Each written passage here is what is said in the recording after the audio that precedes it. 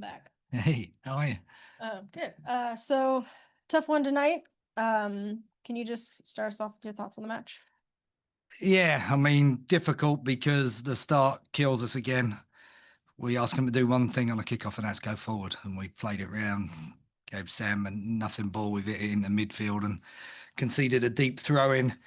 I think it's an attacking foul by Chawinga again that doesn't get punished. And then we get wrestled off of it in the box, and they're 1-0 up inside a minute. So after that, look, we're the better football team. I'll argue that.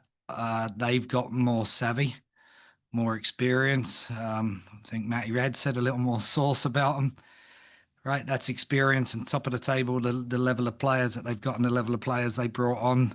They can do enough to win those tight games without being great. I don't enjoy their brand of football. I think we play a lot better, but we lacked we got the ball in scene one really well, played through, the shape was good, but we didn't operate in the pockets enough. And the forward line, I thought Dana was really good. Didn't get enough quality looks and chances. So that's the disappointment for me. I think through 2/3 of the field, really good defensively. You know, we've done most things right. One slip at the end, and there's no catching that player physically. But other than that, I thought defensive battled player for player. I think we're a better football team than them in the way I like to play football, but I think they had that little bit of extra quality up top, and then the players they're bringing on the bench, they got better. Looking at the starting 11 compared to last week against North Carolina, you made two kind of changes, which was Perry at center back and Castellanos up top. Can you kind of talk behind your thought process behind those? Yeah, obviously in the build we wanted it to look like a 3-5-2. You could see that, and there was tons of space down the sides of their midfield, so that was dropping Moultrie in and getting Rayner into those advanced positions. And then we felt defensively we'd have an advantage with the three centre backs. And I thought Issa actually was absolutely top class, other than she got fouled on their goal. But yeah, that was the purpose behind that. And then the front line, just working with Pietra, she's learning the game. She's got to use the ball. She's got to threaten the line more. She's got to be out the press. So we had to do some extra work with her this week and see that application in training. Because if you don't make the game predictable ahead and we don't get pressure on the ball, then we're just going to play into their hands. And I like the way our forward line went about the pressing with Dana and Jessie today in the defensive side of it. Liv Raylan got back a couple of times, did really well in the defensive organisation. We just lacked a bit of quality going the other way. I was going to ask a little bit about Raylan obviously playing a more defensive role. Was that something that was planned, or is that just something that as the game shook out, she ended up doing that? Yeah, look, she's a left winger, playing left wing, and they're getting to a back three. Everyone pushes on fullbacks. They overload that line with centre, so you have to provide protection the other way. So a couple of times she had to go back, but still operated in the areas we wanted to, and then create the second centre forward. Dana coming off the front to create the box gives us that 3-4-3 when we needed it, which was our sort of message at halftime. And I thought we got better control. Middle final third, lacked clear-cut chances. You know, Mally's header, Liv Moultrie off the bar, Mimi, their keeper makes a couple of good saves. Obviously, they get in a couple of times the other way with their speed and physicality, not through football. And then obviously Julie DeFore just got announced today as a signing. She got to play a couple minutes tonight. Kind of what have you seen from her? Half a training session here. So we'll get Julie in properly this week. She had to fly in. I can't remember when she came in. Might have been Thursday evening, medical Friday morning. Couldn't do obviously a full training session, but as you see, that got us 20 on the bench today. So yeah, we'll see a lot more from Julie this upcoming week. Hey Rob, one of the big acquisitions during the offseason, it was Dana Castellanos. What have you seen from her this season, considering she started today? Is she meeting the standards that you guys scouted her for? Yeah, I think she's had a disjointed run of it because she got injured leading up to the Seattle game when she was in real good form. She's shown some of her class and qualities. I think New York here, the Utah game previously. But then she went away, got injured at the Copa as well. So it's a little bit stop-start for her. You can see when she gets on the ball, she makes things happen.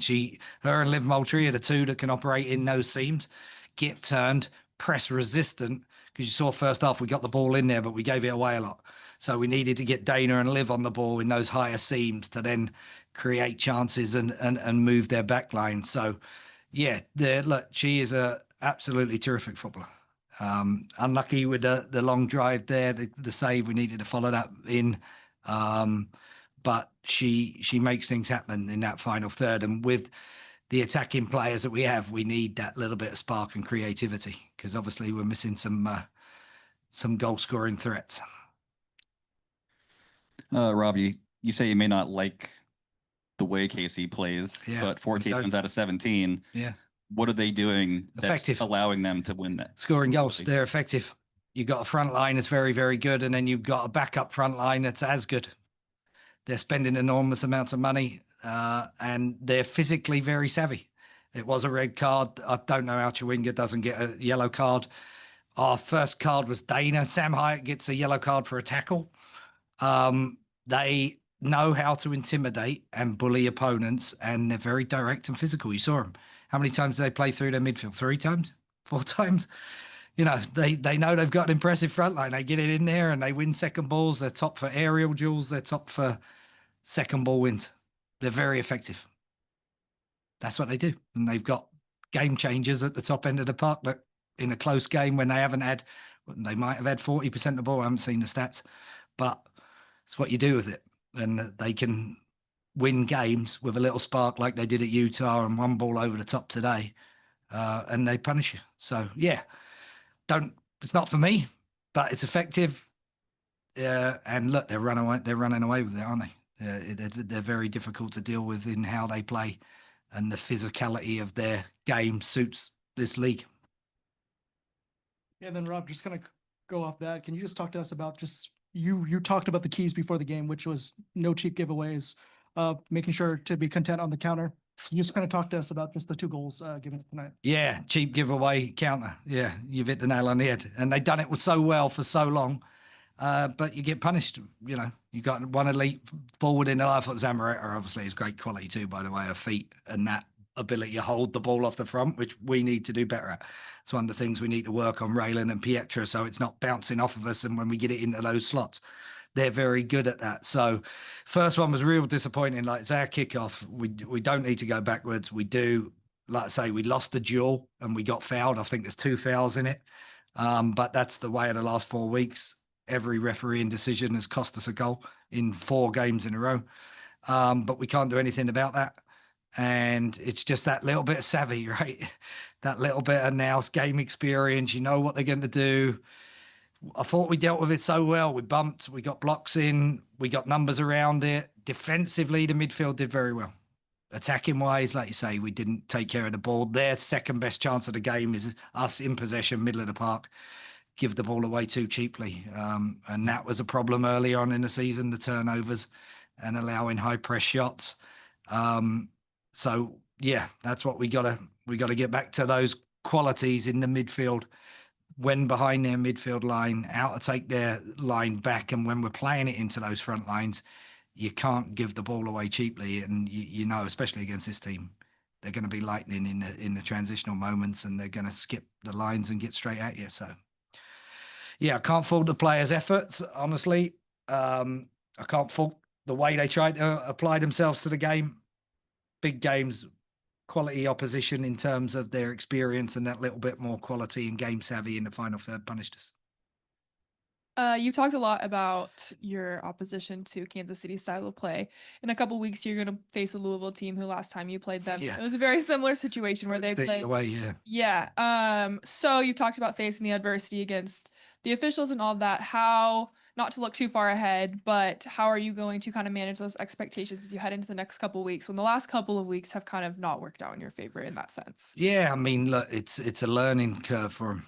Teams will try and bully you. You're young and you've got technical players that are going to try and bully you. Louisville, Kansas, other teams have tried it. When we stand up to it, we do very, very well. I'm not worried about Louisville. I've got Utah coming up Friday night. That's our sole focus, getting everybody in, getting the squad that we've got now. And working with them to keep improving. That's the first time they've lost at home. It wasn't a bad performance by any means. They're just they're a little more worldly wise than us tonight. All right. Any other questions in the room? All right, we'll go ahead and conclude it with that. Thank you, Rob. Thanks, guys.